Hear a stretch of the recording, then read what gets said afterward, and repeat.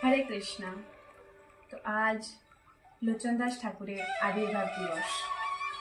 তো এই অবসরে চলুন ওনার কিছু জীবন চরিত্র নিয়ে আমরা আলোচনা করি।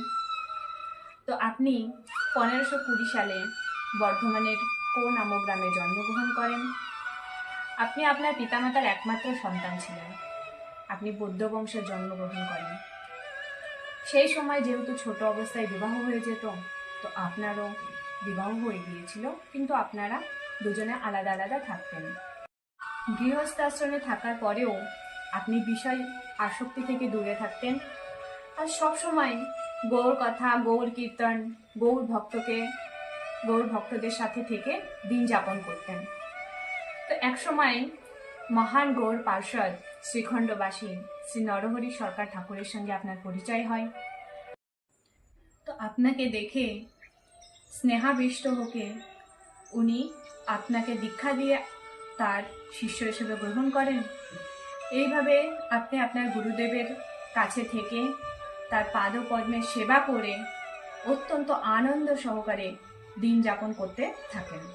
যেহেতু ছোট অবস্থায় আপনার বিবাহ হয়ে গিয়েছিল, তাই আপনার স্ত্রী তার বাবার কাছেই থাকতেন। এবার উনি যেহেতু ধীরে ধীরে বড় হচ্ছিলেন, তো মাতা পিতারও চিন্তা হচ্ছিল যে মেয়ে এবার শ্বশুরবাড়ি যাওয়ার দরকার। এই অবস্থায় আপনার বৈরাগ্য দেখে তার কন্যার মাতা পিতা চিন্তা হচ্ছিল। তো তারা আপনার গুরুদেব শ্রী নরহরি সরকার ঠাকুরের সঙ্গে আলোচনা করেন। তিনি তাদের সব কথা শুনে আপনাকে আদেশ দেন কন্যার কাছে যাওয়ার জন্য।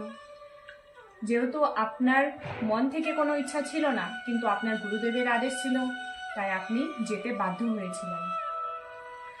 আপনি যখন সেই গ্রামে যাওয়ার জন্য বেরিয়ে পড়েন, তো আপনি তাদের ঠিকানা জানতেন না। তো রাস্তায় একজন মহিলার সাথে আপনার পরিচয় হয় এবং আপনি তাকে মা সম্বোধিত করে সেই ঠিকানা জিজ্ঞাসা করেন। পরবর্তীকালে যখন আপনি সেই গৃহে পৌঁছান, আপনি জানতে পারেন যে সেই মহিলা আপনার স্ত্রী ছিল। তো সেই সময় থেকে আপনি আপনার স্ত্রীকে জননী হিসেবেই সম্বোধন করতে থাকেন এবং জননী হিসেবেই আপনি তাকে দেখতেন। তো আপনি জননী হিসেবে সম্বোধিত করার পর আপনি আপনার পুরো জীবন আপনার গুরুদেবের সেবায় নির্বাহ করেন এবং আপনার গুরুদেব শ্রী নরহরি সরকার ঠাকুর গৌড়ের প্রতি আপনার প্রেম, আপনার ভক্তি দেখে গৌড়ের জীবন চরিত্র নিয়ে গ্রন্থ রচনা করার নির্দেশ দেন। আপনাকে কীর্তন বিষয়েও উনি শিক্ষা দিয়েছিলেন। যেহেতু চৈতন্য মহাপ্রভুর জীবনগাথার প্রতি আপনার খুব রুচি ছিল, তাই আপনি চৈতন্য মঙ্গল নামে গ্রন্থ রচনা করেন। চৈতন্য মহাপ্রভুর জীবনগাথা শুনেই আমাদের সর্বোচ্চ সিদ্ধি লাভ হতে পারে, সর্বোচ্চ মঙ্গল লাভ করতে পারি, তাই সেই গ্রন্থের নাম চৈতন্য মঙ্গল রাখেন। পরবর্তীকালে আপনি মনে করেন আমি তো চৈতন্য মহাপ্রভুর সম্বন্ধে সবকিছু লিখলাম, কিন্তু আমি নিত্যানন্দ প্রভুর সম্পর্কে কিছুই লিখিনি। তাই আপনি তার সম্বন্ধে, তার গুণগান করার জন্য আপনি কিছু পদাবলী রচনা করেন। তার মধ্যে কিছু রয়েছে যেমন অক্রোধ পরমানন্দ, নিতাই গুণমণি আমার, এই সমস্ত পদাবলী বিখ্যাত রয়েছে।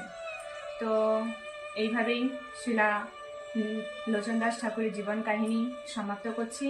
শিলা লোচনদাস ঠাকুর কি জয়, শিলা প্রভুপাদ কি জয়। হরে কৃষ্ণ।